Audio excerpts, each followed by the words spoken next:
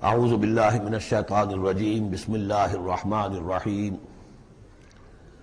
اقرأ بسم ربک الذی خلق خلق الانسان من علق اقرأ وربک الاکرم الذی علم بالقلم علم الانسان ما لم يعلم صدق اللہ العظیم رب اشرح لی صدری ویسر لی امری واحلل عقدۃ من لسانی یفقہوا قولی۔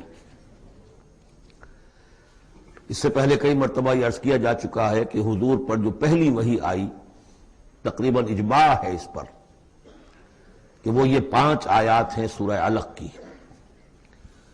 آپ کی عمر شریف جب 40 برس کے لگ بھگ ہوئی، حضرت عائشہ صدیقہ رضی اللہ تعالی عنہا کی ایک روایت میں یہ ساری چیزیں موجود ہیں، تو خلوت گزرنی محبوب ہو گئی، غور و فکر کا غلبہ ہو گیا۔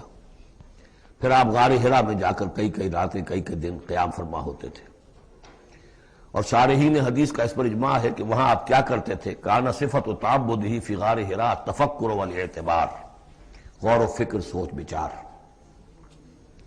اسی میں پھر ایک دن فرشتہ آیا ہے۔ فرشتے کا آنا اور فرشتہ کیا لے کر آیا جس پر کہ اس نے یہ کہا اقرا، پڑھو، وہ ذرا بات ہے کہ جو ذرا پیچیدہ ہے سمجھنے کی ہے، وہ میں عرض کروں گا آپ سے۔ روایت یہ ہے کہ فرشتے نے کہا اقرا، تو حضور نے فرمایا ما انا بقاری۔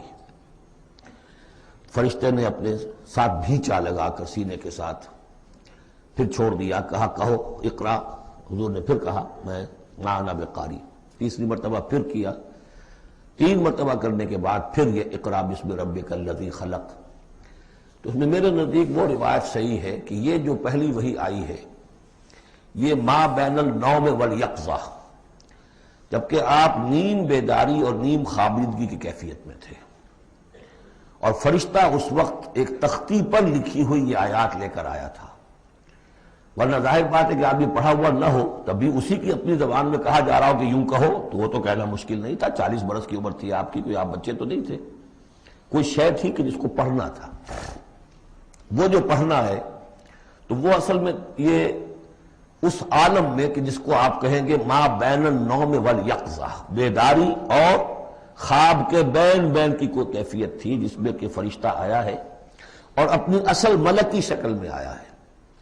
اس لیے کہ پھر اس نے جب وہ بھی کوئی چیز لکھی ہوئی لایا ہے، روایتوں میں آتا ہے سونے کی تختی تھی جس پر یہ آیات لکھی ہوئی تھی، تو اس پر آپ نے کہا ما انا بقاری، میں تو پڑھا ہوا نہیں ہوں۔ اب بات اس کے ساتھ مطابقت رکھتی ہوئی ہے، لیکن پھر جو سینے کے ساتھ بھینچا ہے 3 مرتبہ، تو اس سے گویا کہ آپ کے اندر وہ استعداد پیدا ہو گئی، پھر آپ نے اس کو پڑھا۔ اور یہ میں یاد دلاتا ہوں کہ میں نے جب کہا تھا کہ جب دوسری وحی فترت کے بعد آئی ہے سورہ مدثر کی، تو حضور نے جب دیکھا تھا کہ اب یہ افق اعلیٰ پر یا افق مبین پر حضرت جبرائیل نظر آئے، کیسے پہچان لیا؟ وہی فرشتہ جو غار حرا میں آیا تھا، تو وہاں بھی وہ اپنی اصل ملکی شکل میں تھے، لیکن وہاں جو رؤیت حضور کو حاصل ہوئی تھی وہ پوری بیداری کی حالت کی نہیں تھی، ما بین النوم والیقظہ، یعنی کچھ نیم خوابی اور نیم بیداری کی کیفیت تھی، لیکن دیکھ لیا تھا حضرت جبرائیل کو ان کی اصل ملکی شکل میں اس وقت۔ لہذا پھر جب وہ پہاڑ سے اترتے ہوئے یا محمد کی صدا آئی، اور پھر آپ نے 2 مرتبہ تو ادھر ادھر دیکھا، کوئی نظر نہیں آیا، تو آپ کو کچھ خوف سا بھی طاری ہوا۔ پھر اچانک نگاہ اٹھی تو دیکھا کہ وہی فرشتہ کہ وہی کے جو غار حرا میں آیا تھا، اس طرح ہے کہ آسمان زمین کے مابین افق پر، اور اس طرح سے کہ پورا افق بھر گیا۔ تو یہ ہے اس کا پس منظر۔ اقرا بسم ربک الذی خلق، پڑھو اپنے اس رب کے نام سے جس نے پیدا کیا۔ خلق الانسان من علق، انسان کو پیدا کیا اس نے اس جون کی طرح کی چیز سے کہ جو رحم مادر میں چمٹ گئی تھی۔ اقرا وربک الاکرم، پڑھو اور تمہارا رب بہت کریم ہے، بہت کریم ہے، بہت مہربان ہے۔ الذی علم بالقلم، جس نے کہ تعلیم دی ہے قلم کے ساتھ۔ عام انسانی تعلیم قلم کے ذریعے سے ہے، حضور کے لیے قلم کے درجے میں فرشتہ ہے، فرشتے کے ذریعے سے حضور کو سکھایا گیا ہے۔ علم الانسان ما لم یعلم، اور انسان کو سکھایا ہے جو کچھ کہ وہ نہیں جانتا تھا۔ اس وحی سے، جیسا کہ میں نے بارہا عرض کیا ہے، اب 25واں 26واں دن ہے آج، کہ اس سے آپ کی نبوت کا ظہور ہو گیا۔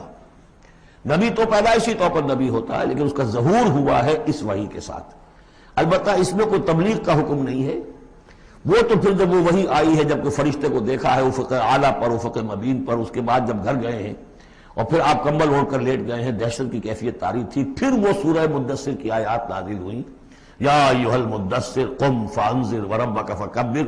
وہاں سے پھر آپ کی رسالت کا آغاز ہوا کہ اے لحاف میں لپٹ کر لیٹنے والے، اب کھڑے ہو جاؤ، انذار کرو، خبردار کرو لوگوں کو، اور اپنے رب کی کبریائی کا اعلان کرو اور اس کی کبریائی کے نفاذ کی جد و جہد کرو. یہ ہم پڑھ چکے ہیں کل سورہ مدثر میں. اس کے بعد میں نے عرض کیا تھا سورہ مدثر ہی میں 7 آیتوں میں حضور سے خطاب کے بعد پھر 3 آیتیں تھیں. فَإِذَا نُقِرَ فِي النَّاقُورِ فَذَلِكَ يَوْمَئِذٍ يَوْمٌ عَسِيرٌ عَلَى الْكَافِرِينَ غَيْرُ يَسِيرٌ. یہاں پھر دیکھیے، یہاں اب 3 آیتیں آ رہی ہیں، یہ آخرت کا فلسفہ بیان کر رہی ہیں. کَلَّا إِنَّ الْإِنسَانَ لَيَطْغَىٰ. کوئی نہیں، انسان طغیانی پر، سرکشی پر، زیادتی پر، ظلم پر، تعدی پر آمادہ ہو ہی جاتا ہے.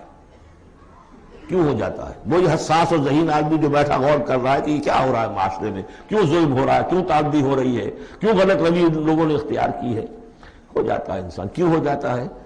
الراہ استغنا، وہ اپنے آپ کو دیکھتا ہے کہ اس پر پکڑ کوئی نہیں. انگارہ زبان پر رکھوں گا تو جل جائے گی، جھوٹ بولوں گا کچھ بھی نہیں ہوگا، اگر میں کہیں زہر کھاؤں گا مر جاؤں گا، حرام کا مال کھاؤں گا کچھ نہیں ہوگا.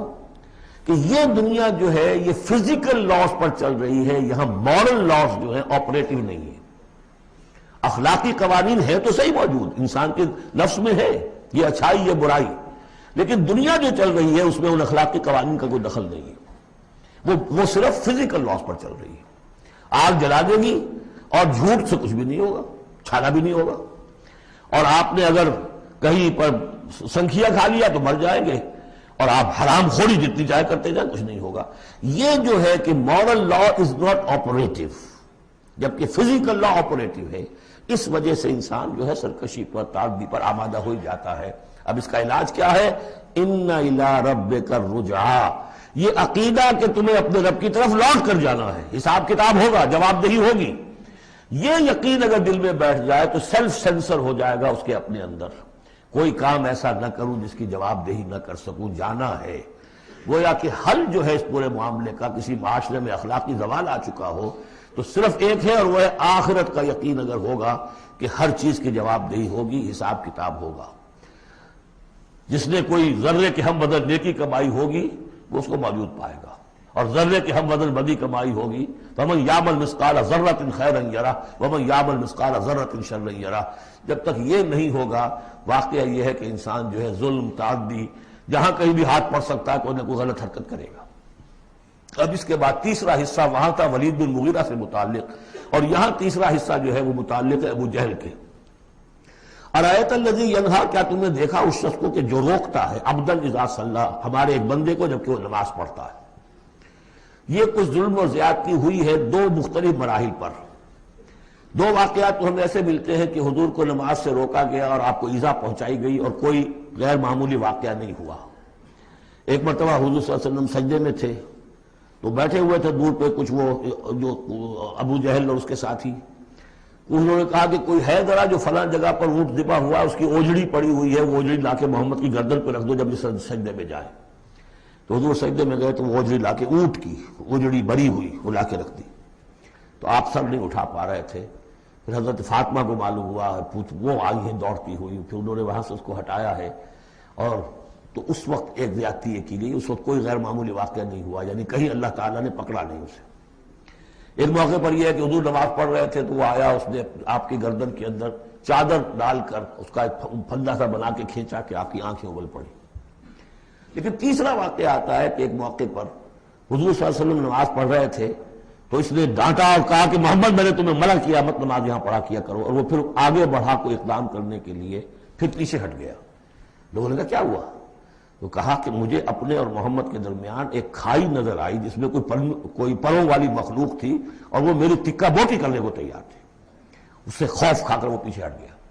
تو مجھے جہاں تک محسوس ہوتا ہے وہ یہ ہے کہ جب تک تو حضور کو ابو طالب کی پروٹیکشن حاصل تھی اس وقت تک کا معاملہ تو پہلے 2 واقعات ہیں.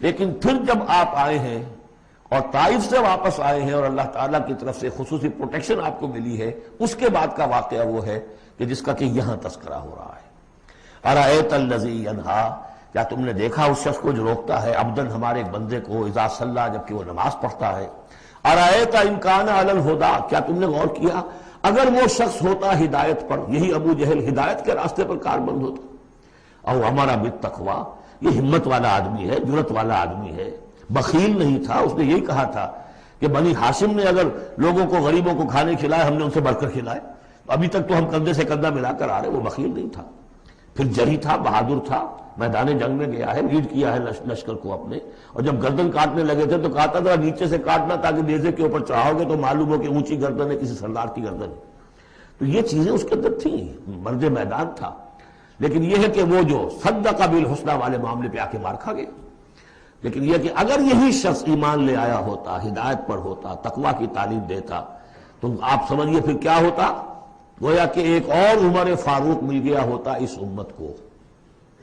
بالکل ان کی شخصیتوں کے اندر بڑا پیرلل انداز ہے۔ حضرت عمر بھی لڑنے بھڑنے والے آدمی، کشتیاں کرنے والے آدمی، ادھر سے جا رہے ہیں اس کو دھکا دے رہے ہیں، اس مزاج کے آدمی تھے، لیکن یہ کہ بہرحال ان میں وہ چیز موجود تھی کہ بخل نہیں اور بزدلی نہیں۔ ان دو چیزوں کے بعد جو ہے پھر یہ کہ تصدیق بالحسنی کے لیے اللہ تعالیٰ نے ایک راستہ کھول دیا ان کے لیے، تو ان کے وہ عمر فاروق بن گئے، اس لیے کہ دعا کی تھی محمد رسول اللہ نے۔ ارایت ان کذب وتولی، کیا تم نے سوچا کہ اس نے جو جھٹلایا ہے، منہ موڑ لیا ہے، الم یعلم بان اللہ یری، کیا یہ جانتا نہیں کہ اللہ دیکھ رہا ہے؟ کلا لئن لم ینتہ، ہرگز نہیں، اگر یہ باز نہ آیا، لنصفا بالناصیہ، ہم گھسیٹیں گے اس کی چوٹی کے بال پکڑ کر، ناصیۃ کاذبۃ خاطئہ، یہ پیشانی کہ جو خطا کار ہے، جھوٹی ہے، فلیدعو نادیہ، تو بلا لے وہ اپنی پارٹی کے لوگوں کو، بلا لے اپنی مجلس کے لوگوں کو، ہم نشینوں کو، سندعو الزبانیہ، ہم بلا لیں گے جہنم کے فرشتوں کو، کلا لا تطعہ واسجد واقترب، اے نبی آپ اس کی بات نہ مانیے، آپ سجدہ کیجئے اور اللہ سے قریب ہو جائیے۔